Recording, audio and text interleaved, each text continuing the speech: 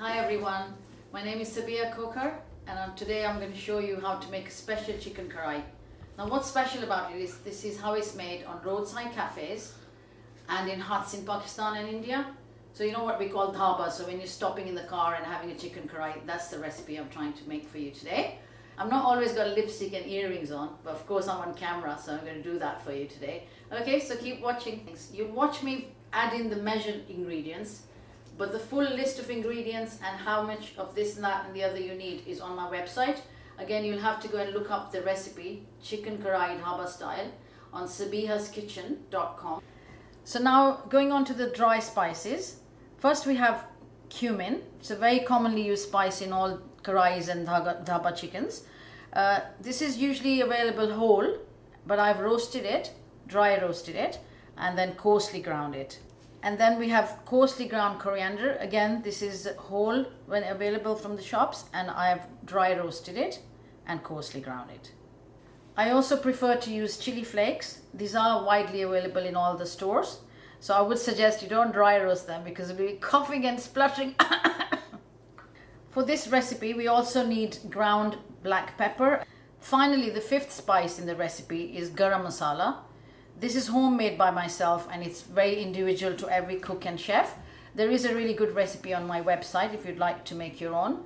If not, you're welcome to buy ready-made, but I would suggest you stick to the Asian brands. And finally, for the dry ingredients, of course, no Indian Pakistani meal is going to be complete without salt. Otherwise, we'd all be really healthy, wouldn't we? Okay, now we just bring them all together really in one bowl. There's nothing more intricate than that. So we just start pouring them into one bowl. A good mix so that the salt and all the peppers and all the chilies and the cumin and the coriander is kind of nicely mixed together evenly. So this is one of the really different and important stages of this recipe. This is something that I haven't done for any other recipe ever since and before and after. So it's just a mixture of butter and oil, and just to break off the bad cholesterol with the good, I've got a mixture of olive oil and butter in this dish. And this is a small chicken. It's about 2 pounds of chicken meat, and you'll see that it's cut up in pieces. So now to begin with, we're actually now starting to cook the dish. I've put the mixture of the oil and butter into a large non-stick pan. If you don't have kind of a wok, this style non-stick, then you can use a saucepan or a frying pan. I'm going to add the pieces of chicken to kind of fry them up. So you can add it in 2 batches, which is probably better because they brown better in 2 batches. So if you just increase the heat to medium and then let them fry rather than just mix them. Let them sizzle and fry, and we'll wait for them to turn brown. So as you can see, the chicken's now almost brown. It's sizzling away and it's quite a nice dark brown.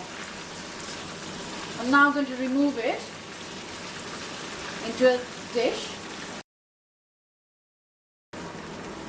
and I'm now going to add the second batch of the chicken to cook right through. So now just the second batch, and that's got ready now, it's nice and brown. And again I'm going to remove it into the dish and save it.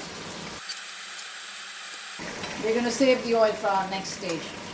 Right, for the next stage now we have finely chopped fresh garlic and finely chopped fresh ginger, and then tomatoes. They can be beef tomatoes or smaller tomatoes, but just finely chopped. And then again the earlier mixture of our dry spices, the 5 spices that we mixed earlier. So I'm going to use that in the next stage now. So now there's the oil, the same oil. It's still warm, and I'm going to add the ginger and garlic paste to that. And then just give it a good stir. It doesn't have to be fried too much. And when it starts sizzling, I'm adding the tomatoes that I chopped earlier.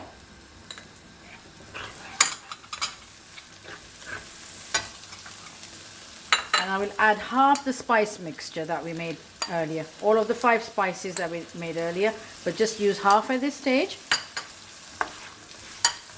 Add a half cup of water.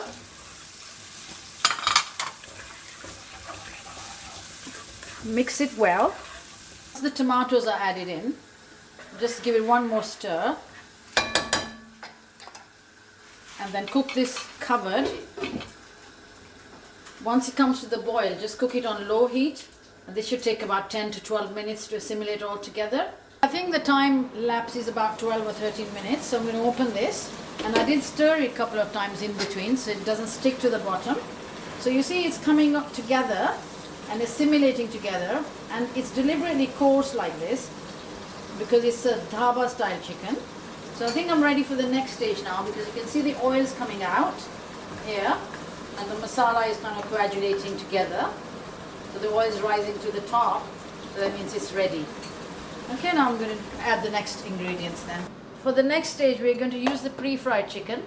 I know it looks a bit red and raw in some places, but it's still going to cook a little bit. So I promise you're not all going to die of chicken poisoning.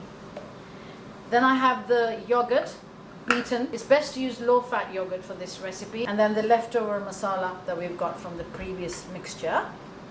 Okay, so there's the chicken that we fried earlier. We just add it all in one go with all the juices in the pan. Then add the beaten yogurt.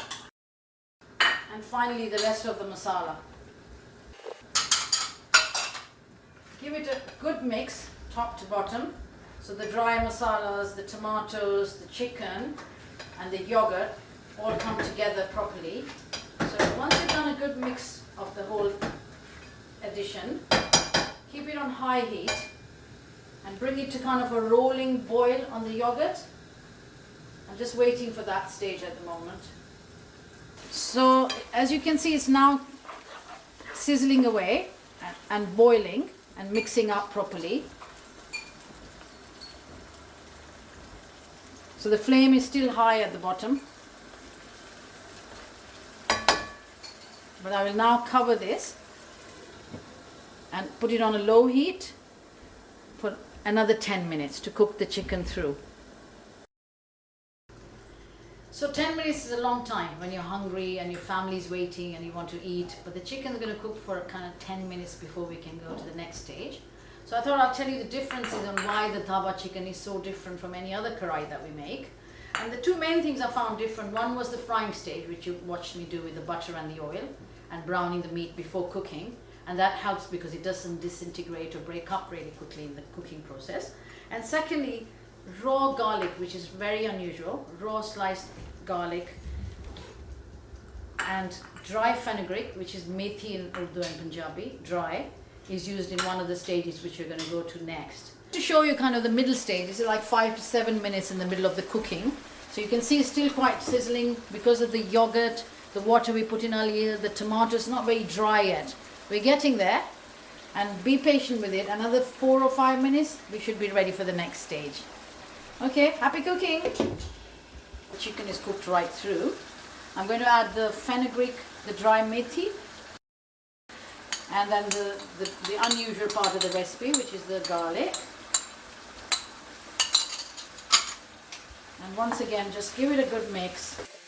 The garlic coats all the chicken pieces. And then just keep it covered for the next 4 or 5 minutes. So the final 3 ingredients in most of all karahis, including the Dhaba karahi, are fresh green coriander, peeled and sliced ginger, and this is sliced as such. I'm just showing you that because you can see how finely sliced it is. And don't worry, I just washed my hands. And then peppers sliced as well, and this is not the average green chili, it's like a bullet pepper. So the cooking is now almost complete. I'm going to show you how to take the oil off, the excess oil. So as you can see, there's plenty of that. So you just take it out with a spoon like that, with a ladle, and put it into a bowl. And take off as much as you'd like or as little, and then just discard that. And I'll now add the final 3 ingredients, which is the ginger, the sliced peppers, and the freshly cut sliced green coriander. And this is how you take it to the table. It's ready now.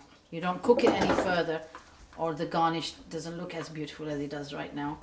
And I just wanted to say that those of you that are seasoned Indian and Pakistani cooks will have worked out it's not something that you're going to be able to eat with rice. So you'll either have to make homemade chapatis, if that's a possibility, because unleavened bread is better with this. If not, then any bread like French bread, not really garlic bread, plain French bread, sliced fresh bread, toasted bread, pita bread, naan bread, any of those breads will go really well with it. I hope you enjoyed the recipe.